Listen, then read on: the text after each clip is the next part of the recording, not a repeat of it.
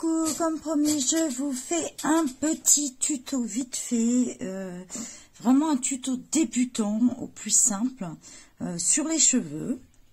Donc là, on se retrouve sur le pin-up de Damita Victoria. D'ailleurs, c'est la même fille qui a je viens de m'en rendre compte en couverture. Donc là, c'est un duo que je suis en train de faire avec elle en ce moment. Donc je crois qu'elle a fini le sien et je tenais à vous montrer. Il faut savoir que le Damita Victoria, c'est du léger grayscale. Donc ça vous aide facilement si vous débutez. Comme vous pouvez le remarquer, on a des endroits beaucoup plus foncés et d'autres plus clairs. Donc on va se servir de ça. J'ai choisi comme combo, déjà j'utilise comme crayon les Brutfunner. Et j'ai utilisé le médium 166, médium violet raide, le 166 et le 127 plumes. Donc comme vous pouvez le voir là, j'ai déjà commencé. Je m'excuse pour le bruit de ma chaise. J'ai déjà commencé légèrement. Et il vous faudra aussi de quoi blender ou estomper. Selon comment vous appuyez sur vos crayons ou pas. Donc moi j'utilise le blender de chez Prismacolor. Donc voilà. Après libre à vous d'utiliser ce que vous avez l'habitude de faire.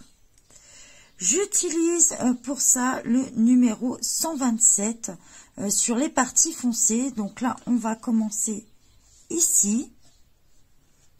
Et je fais des petits traits comme ça. Donc il faut que votre crayon soit bien taillé, donc moi je l'ai fait en petits traits, comme ceci.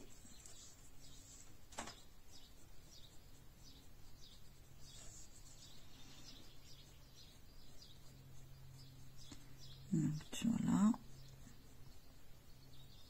Si vous avez peur qu'avec les petits traits ça laisse trop de marques, vous pouvez faire un aplat.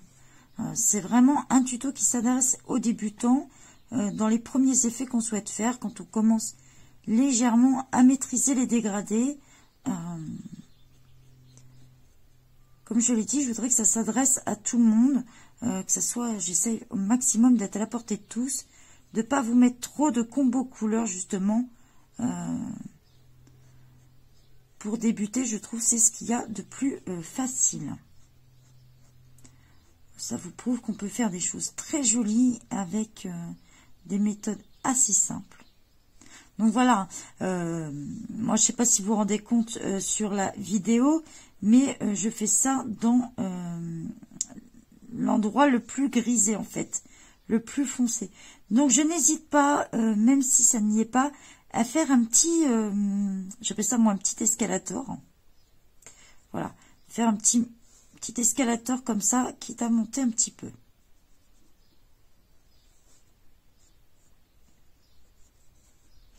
Alors le mieux c'est quand même d'avoir un crayon bien taillé quand même pour faire ça. Vous voyez, moi je fais un petit trait. Essayez de ne pas avoir de blanc. Si vraiment vous n'y arrivez pas avec les petits traits, faites un aplat et faites les petits traits juste au bout ou ne terminez pas droit en fait. Il ne faut pas faire un trait comme ça. Voilà. Ça c'est ce qu'il ne faut pas faire, un trait raide, parce que ça ne fera pas joli en fait. Il faut vraiment que ça vous fasse des petites touches, voilà, que ça soit pas net en fait, pas franc. Donc là, comme vous le voyez, on a fait la partie là, ça se rejoint là. Donc on a un petit bout là à faire aussi, donc léger. Je vais faire pareil ici. Donc là, on a la boucle d'oreille, donc on va se retrouver sur du clair.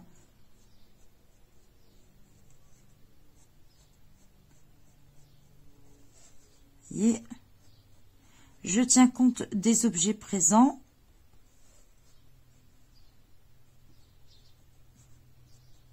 Comme je dis, toujours faire une sorte de petit escalator, puisque dans vos cheveux, ça ne s'arrête pas net.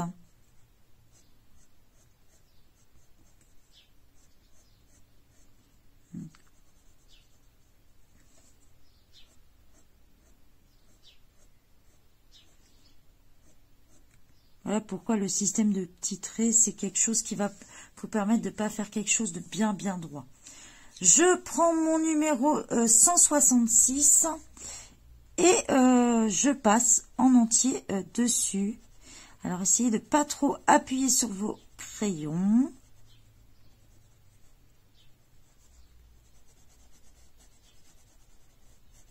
Pour vraiment avoir ce dégradé.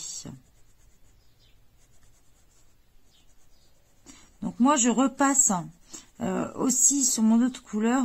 Ça permet en même temps de blinder et d'homogénéiser. Ah, moi, je vais pas y arriver. Ah ben non, ça veut pas. D'homogéné. Ah, bon, je lâche l'affaire. Je crois que ce mot-là ce matin, ça veut pas. Ça arrive parfois. Je pense qu'il veut pas. C'est pas la peine d'assister. Et ça arrive. Moment de bug. Et je crois que plus on insiste pour dire, moins on y arrive. Donc voilà. J'ai passé là, je continue. Voilà, donc tout ce qui est ma partie en blanc. Donc moi, j'ai tendance à colorier en petits ronds. Après, chacun sa méthode. Hein. Vous appliquez votre façon de faire. Mais sans trop appuyer. Si ça vous paraît trop clair, vous repassez une deuxième couche. Donc moi, c'est à un moment-là que j'interviens avec mon blender et je repasse. Voilà. Donc avec certains crayons, il n'y a pas besoin. Bon, les bruts de fineur sont bien gras, mais je vous dis, tout dépend comment vous appuyez. Moi, j'appuie très légèrement. Du coup, j'ai pas besoin de faire beaucoup. Attention d'éviter de passer sur les traits noirs si vous avez le blender Prismacolor, parce qu'il a tendance à vous faire un peu sortir les traits noirs de votre dessin.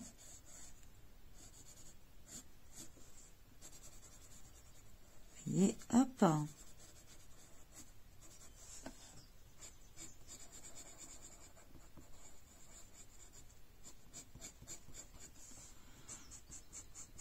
Ça vous permet de bien mélanger vos couleurs.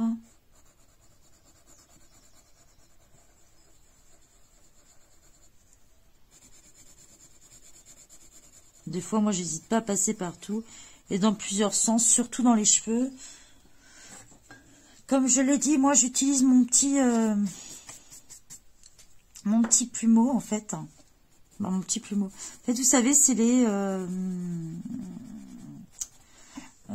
comment on appelle ça? Un petit blaireau, vous savez, que nos maris, nos chers maris, utilisent pour se raser. Bah, du coup, le mien ne l'utilisait pas. Donc, du coup, je lui ai piqué. Quand j'ai vu ça, je dis, ah, c'est pas mal. Donc, voilà. Donc, on continue, hein, toujours sur le même principe. Le 127 sur le plus foncé.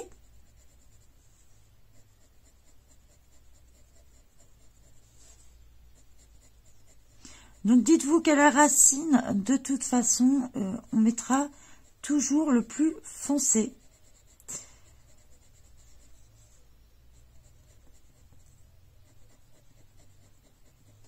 Donc, j'ai tenu compte des remarques de mes copines qui me disaient « Ah, Christelle, tu utilises toujours des couleurs pâles. » Donc, les filles, notez quand même que je lui ai fait les cheveux roses.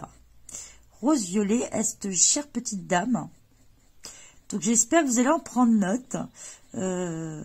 J'ai écouté leurs petites recommandations, en fait. Parce que j'ai tendance à vouloir toujours faire des colos un petit peu réalistes. Du coup, je ne m'étais pas rendu compte, mais j'utilise beaucoup de couleurs pâles.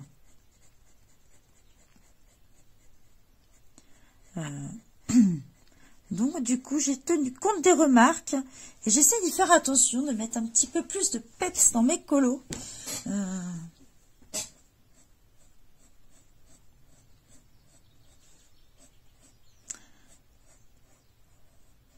Après, j'utilise ce combo pot, n'importe quoi, moi. Oh là là, le réveil ce matin. Ce combo de couleurs, mais vous pouvez utiliser d'autres. Hein. En fait, moi, j'ai voulu faire un léger vraiment léger dégradé.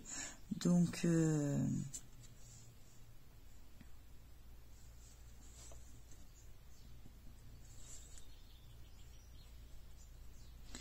là, au-dessus des oreilles, je vais passer un peu plus parce que c'est plus grand. Donc là, c'est vraiment typique, le genre de cheveux assez facile à faire, puisque c'est par mèche.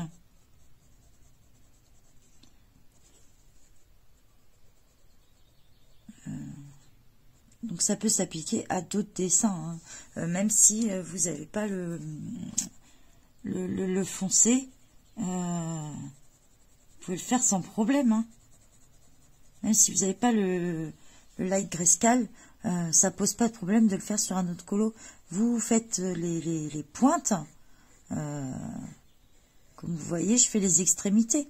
Vous essayez de vous fixer dans votre colo, tiens, j'ai telle extrémité, je mets mon foncé.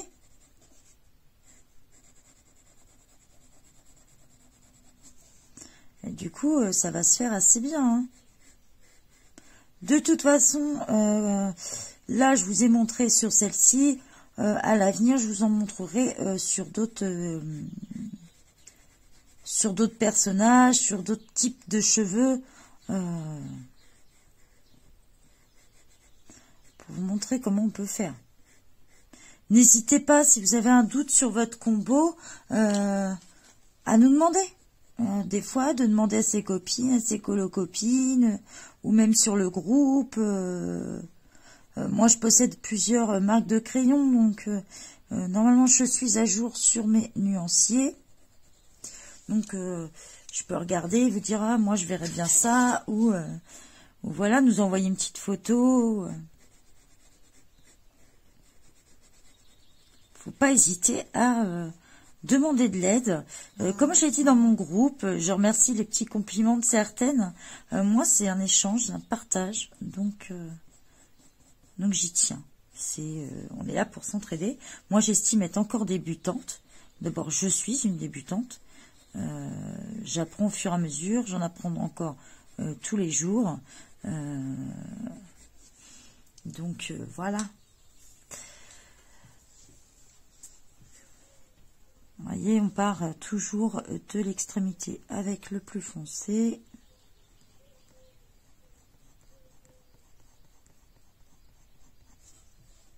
Et toujours en système d'escalator. Je sais pas pourquoi j'appelle ça comme ça, mais...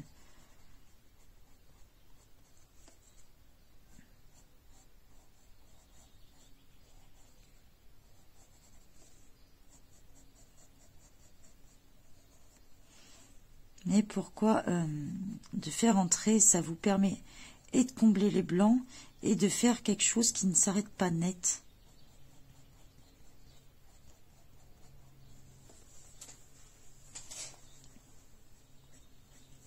J'espère que ce tuto va vous plaire et va bien vous aider. J'ai essayé de le faire le plus simple possible pour s'adresser vraiment aux débutants, vraiment à celles qui font... qui ont envie de mettre un petit peu de peps dans leur colo, apprendre des nouvelles techniques, mais simples. Moi, c'est vraiment mon but, en fait, de vous montrer au plus simple et non pas avec je sais pas combien de couleurs et que vous allez vous y perdre. Ça m'est déjà arrivé, en fait, de vouloir, des fois, faire certains effets et du coup j'ai regardé plusieurs vidéos, je me suis dit mais combien elle utilise de crayons, au bout d'un moment j'étais paumée, donc du coup je me suis dit essaye de faire des vidéos sans utiliser trop de couleurs, Christelle, et du coup et puis petit à petit, plus on se perfectionne, plus on rajoute des crayons, plus on fait des effets, voilà, ça vient avec le temps, tout simplement. Puis voilà, il y a plusieurs niveaux. Faut pas avoir honte de partager ses colos. Faut pas avoir honte de demander des conseils. Voilà. Donc n'hésitez pas à demander. Moi, bon, je m'estime débutante, mais il y en a certaines qui sont un peu plus perfectionnées dans le groupe. On a tout un niveau différent, donc faut vraiment pas hésiter du tout à demander.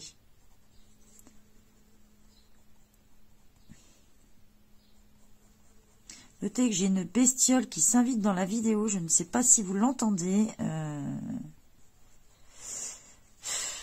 C'est un petit peu agaçant. Je ne sais pas si c'est une sorte de guêpe ou je ne sais quoi. Et comme je suis dans mon atelier et que la porte est ouverte, bah elle est rentrée, quoi. Elle a fait comme chez elle, elle s'est dit la porte est ouverte, je rentre. Donc on n'hésite pas à repasser dessus pour refoncer et faire vraiment le dégradé. Moi c'est souvent que je repasse plusieurs fois vraiment dessus, quoi.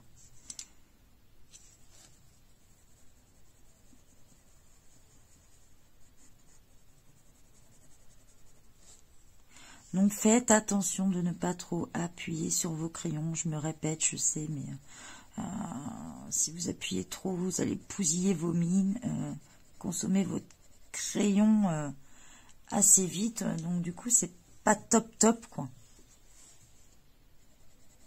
Un petit conseil, si vous avez tendance à appuyer trop sur votre crayon, alors moi, vous voyez que je le tiens comme ça parce que... comme le savent certaines personnes, j'ai des soucis de santé et du coup, je ne peux pas tenir mon crayon autrement, on va dire. Bah, autrement. Comme le conseille Ladix. Ladix a fait une vidéo justement pour vous montrer comment ne pas appuyer trop sur votre crayon. Donc, je vous conseille d'aller la voir. En fait, elle tient son crayon plus loin comme ceci. Je ne sais pas si vous le voyez dans la caméra, comme ceci, et du coup ça vous permet de moins appuyer. Donc voilà, donc si vous avez la possibilité de le faire, faites-le. Si vous n'avez pas d'attelle ou de douleur au poignet, ou voilà, moi c'est que j'ai malheureusement de l'arthrose plein les mains, plein les poignets, du coup c'est un peu plus délicat pour moi. En fait, je peux tenir mon crayon, mais je vais pas pouvoir le tenir longtemps. Bref, à vrai dire, ma santé, on s'en fout un peu. On est là pour le colo, mais c'est juste pour vous expliquer pourquoi moi j'ai essayé d'appliquer sa méthode, mais malheureusement je ne peux pas. Et j'ai appris à maîtriser mon crayon de cette manière sans trop appuyer en fait.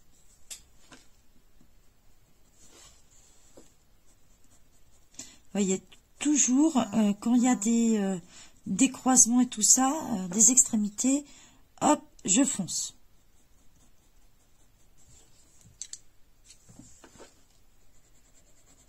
Voilà, je reprends mon plus clair. Donc là, c'est le 166. Et je repasse partout.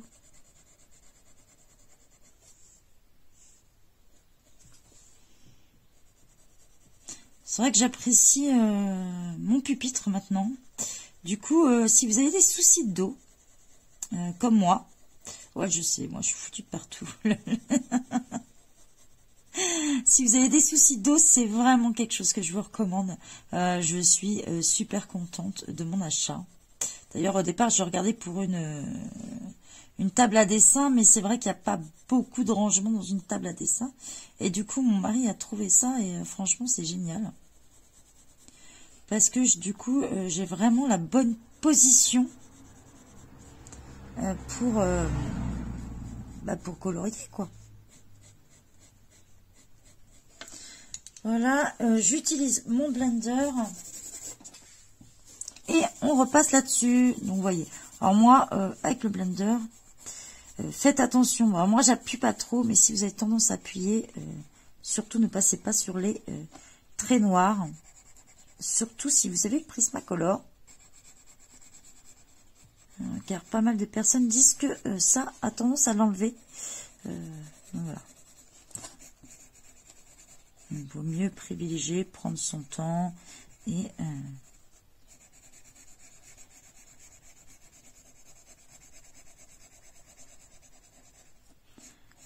Alors n'hésitez pas toujours à...